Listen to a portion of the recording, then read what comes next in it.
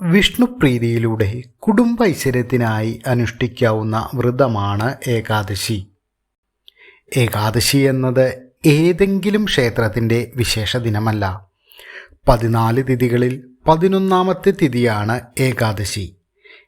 എല്ലാ മാസവും കറുത്ത പക്ഷത്തിലും വെളുത്ത പക്ഷത്തിലും ഏകാദശി ഉണ്ടാകും. ഇതിൽ ചിലതെല്ലാം വിവിധ ക്ഷേത്രങ്ങളിലെ വിശേഷ ദിവസങ്ങളായി അനുഷ്ഠിക്കാറുണ്ട്. വൃശ്ചിക മാസത്തിലെ വെളുത്തപക്ഷ ഏകാദശിയാണ് ഗുരുവായൂർ ഏകാദശി. ഗുരുവായൂർ ക്ഷേത്രത്തിൽ ഇത് ഒരു മഹോത്സവമായി ആചരിക്കുന്നു. ദശമി, ഏകാദശി, ദ്വാദശി എന്നീ തിഥികളിലായി വരുന്ന 3 ദിവസങ്ങളിലായി നീണ്ടു നിൽക്കുന്നതാണ് ഏകാദശി വ്രതം.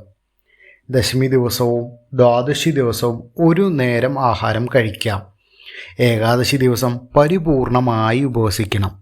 ഇനി അതിന് സാധിക്കാത്തവർ അരി കൊണ്ടുള്ള ഭക്ഷണം പൂർണ്ണമായും ഉപേക്ഷിക്കണം. ധാന്യാഹാരങ്ങൾ കഴിക്കാം. തുളസി തീർത്ഥം സേവിക്കാം.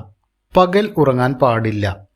വിഷ്ണു ക്ഷേത്ര ദർശനം നടത്തി തുളസി തീർത്ഥം സേവിക്കുന്നത് ഉത്തമമാണ്.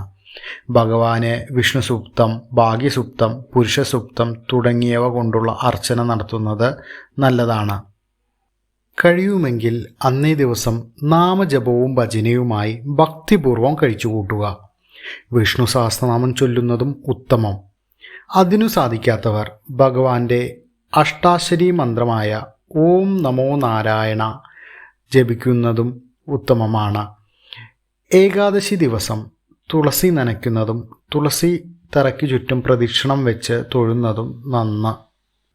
ഏകാദശിയുടെ ഒടുവിലത്തെ 15 നാഴികയും ദ്വാദശിയുടെ ആദ്യത്തെ 15 നാഴികയും കൂടിയ 30 നാഴിക സമയത്തെ ഹരിവരാസരം എന്നാണ് പറയുക. ഏകാദശി വ്രതകാലത്തിലെ പ്രധാന ഭാഗമാണ് ഹരിവരാസര സമയം. ഈ സമയത്ത് ഭക്ഷണവും ഉറക്കവും പാടില്ല. ഈ സമയത്ത് അഖണ്ഡ നാമജപം ചെയ്യുന്നത് ഏറ്റവും ഗുണകരമാണെന്ന് വിശ്വാസമുണ്ട്.